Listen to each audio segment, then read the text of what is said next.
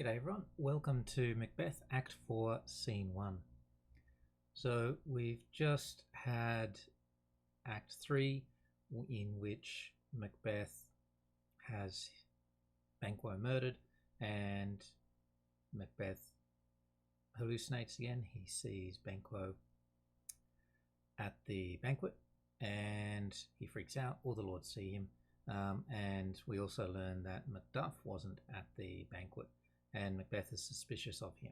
So Macbeth at this point understands the consequences of his actions. He understands that he's not going to sleep, he's going to feel guilty, he's going to feel a lot of anxiety and paranoia, but he's continuing on. And that leads us into Act 4, Scene 1. And Macbeth has come to see the witches again. He's feeling insecure again, he's feeling paranoid again, and so he's come to see the witches to get some more prophecies. So, in a cavern in the middle, a boiling cauldron, thunder, enter three witches. And so we get some nice witchy language here. Thrice the brinded cat hath mewed, thrice and once the hedge pig whined. Harp here cries, 'tis time, 'tis time. So again, remember earlier I said that the number 3 is an important motif that keeps coming up. The three witches, three prophecies, and again we get this repetition of 3 going out, coming through their language. And now we've got double, double, toil and trouble, fire, burn and cauldron, bubble. So we get this nice poetic language that they're using. Goes on like this for a while. Hecate is here as well, and unlike Act 3 where we see Hecate, she's speaking more like the witches. Oh, well done, I commend your pains, and everyone shall share in the gains.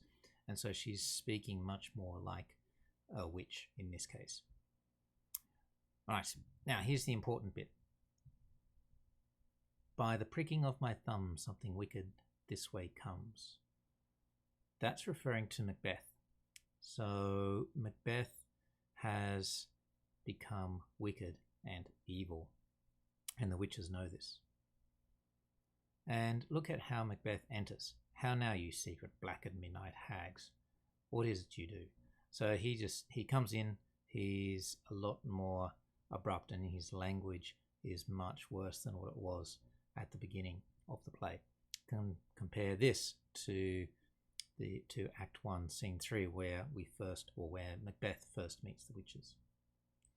And the witches again continuing with their obfuscating language, a deed without a name. Moving on, he convinces them to give him some more prophecies, and an apparition appears. And again, look here, there's this 3. Macbeth, Macbeth, Macbeth, beware Macduff, beware the Thane of Fife. Dismiss me, enough. And then the first apparition he sends. So there's the second round of prophecies. It's a warning, beware of Macduff. And so Macbeth asks for another prophecy. And again, 3. Macbeth, Macbeth, Macbeth. And Macbeth says, had I 3 ears, I'd hear thee. A little bit of humour there from Shakespeare to break up the darkness of the scene. Be bloody, bold and resolute. Laugh to scorn the power of man. None of woman born shall harm Macbeth. So this is the next part. So none of woman born shall harm Macbeth. Well, that's everyone. Everyone's born of a woman, so Macbeth thinks. And Macbeth says, then live Macduff, what need I fear of thee? So now he's saying, well, don't worry about it. Macduff can live, I don't need to kill him. But yet I'll make sure assurance double sure. Actually, I will kill him. Just to be on the safe side. So Macbeth has learned nothing from his experiences of guilt. He's continuing on. He's refusing to change. And now third apparition comes. Be lion, mettled, proud, and take no care, who chafes, who frets, or where conspirators are. So don't worry about all those things. Be proud and bold, is what this apparition is saying. And Macbeth shall never vanquished be until great Burnham wood to high Dunsinane hill shall come against him. And Macbeth thinks, well, that will never be. So Burnham Wood is the forest near Dunsinane where Macbeth's castle is. And he's thinking, well, obviously a forest can't get up and come to the castle. So he thinks, well, that's never going to be. But he's not satisfied yet. Macbeth asks, if your art can tell so much, shall Banquo's issue ever reign in this kingdom? Issue means Banquo's children's. And the witches say, seek to know no more. So don't try to find out more. You've got enough.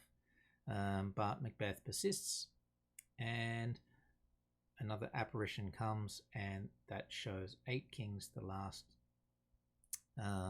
followed by Banquo, which means that Banquo's line, Banquo's future relatives are going to be kings. So that disappoints Macbeth. All right, as we move on through the scene, the witches disappear and Macbeth doesn't know where they went to. No one else has seen them. He's with Lennox. Lennox hasn't seen the witches, but Lennox has some news for Macbeth. "'Tis 2 or 3, my lord, that bring you word. Macduff is fled to England." And Macbeth's fled to England. Well, that means that Macduff definitely needs to die now. And that's what Macbeth decides to do. He's going to go and kill Macduff. But not only Macduff, he's going to kill his entire family. All right, that's it for Act 4, Scene 1.